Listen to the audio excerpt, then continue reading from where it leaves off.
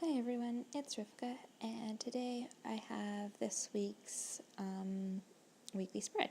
Alright, so it's the week of October 22nd through the 28th, and I'm just going to jump in by starting covering up the bottom dots as well as the numbers up at the top, because the washi that I'm using is going to show that through, and I didn't want that.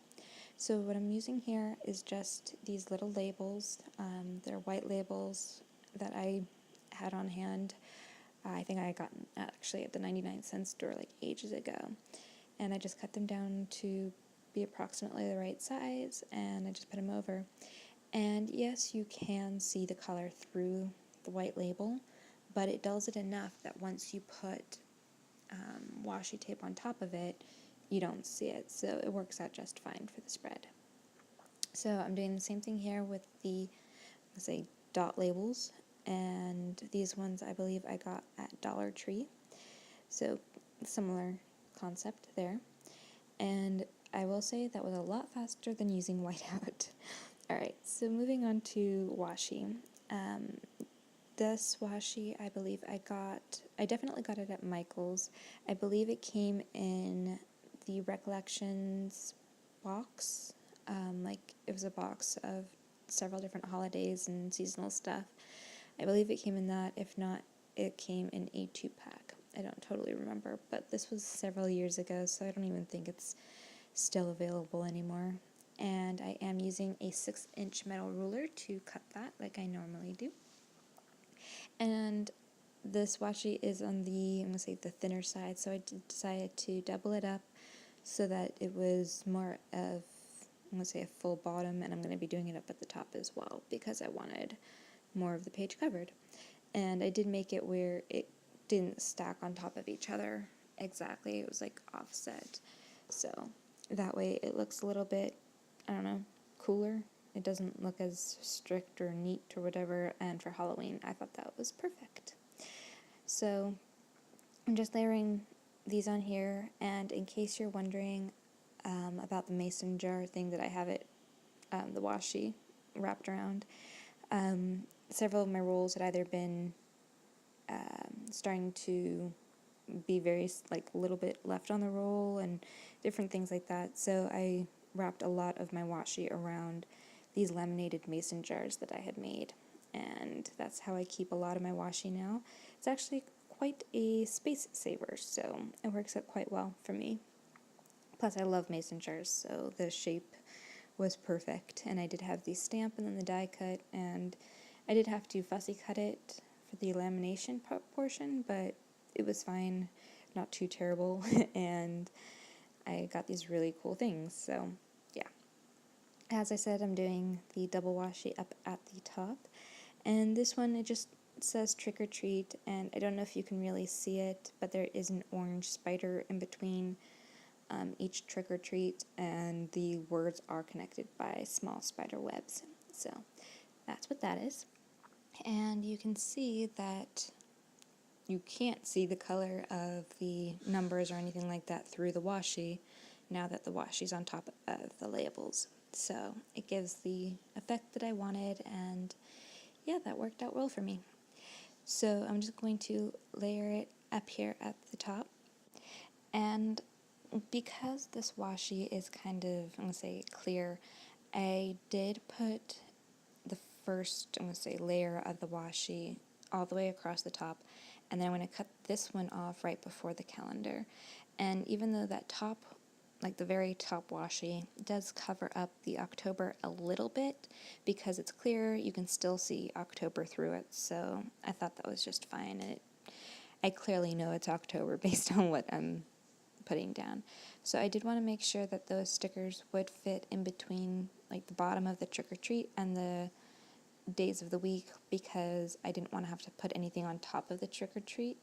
I would have if I needed to, but I didn't really want to keep layering, because then your planner gets really thick. So if I didn't have to, I didn't want to, and so that's what you saw there. I was just checking before I moved on to the next step in case I needed to pull out anything to, I'm going to say, make the letters or the numbers show up on top of the trick-or-treat washi.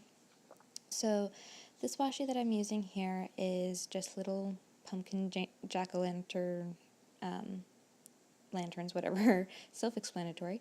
It also came from the Michael's Recollections, and I believe that this one came on a roll in like a 2-set.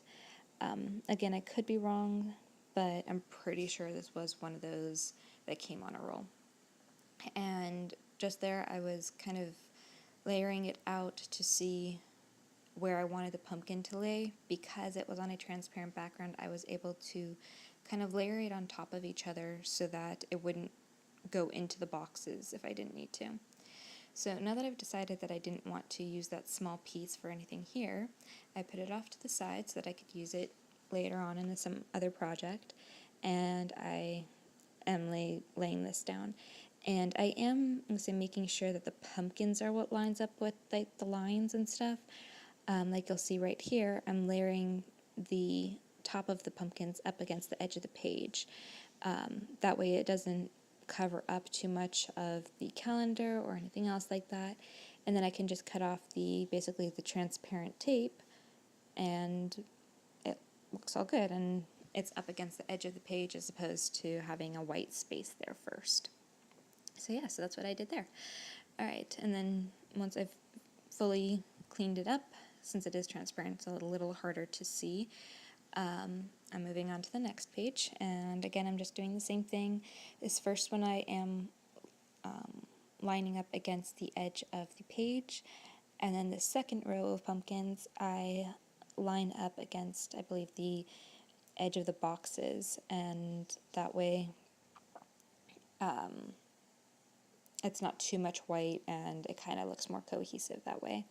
And I did make it where the second row of pumpkins kind of lays in between the first row of pumpkins. You can kind of see it here now a little bit more, like in between each one, the other one lies on the bottom. Anyway, I don't know if that makes sense or not. I am having quite a morning.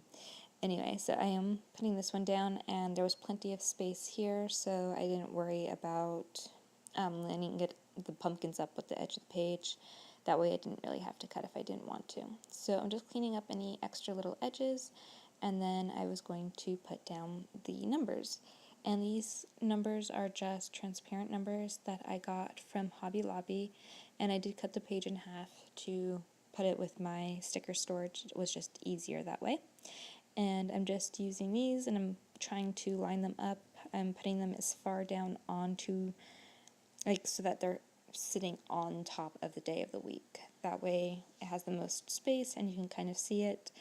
But I don't know, it's kind of so hidden, which is kind of fun for Halloween time of year. Anyway, so I'm just finishing laying these out, and then I'm going to pick a sticker. And the fun thing about this next sticker that I'm going to put down is normally I use like a Mombi sticker from my Create 365 sticker book, but since it's Halloween, I wanted to use something slightly different. So I had this stamp set that I made a bunch of stickers out of. I just stamped them on sticker paper and then cut them out.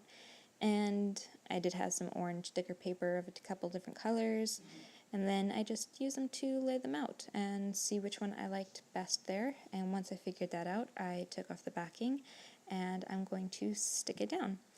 I did want to see if the hat would work, but even though it wasn't fussy cut, I could tell that it wasn't going to cover what I wanted, and it was going to cover more of what I didn't want it to cover. So I just stuck with this orange pumpkin because I thought it would go well with the theme. So yeah, that's it for this week. I hope you guys enjoyed, and stay tuned. I have lots of videos coming up in the near future, and I will see you next time.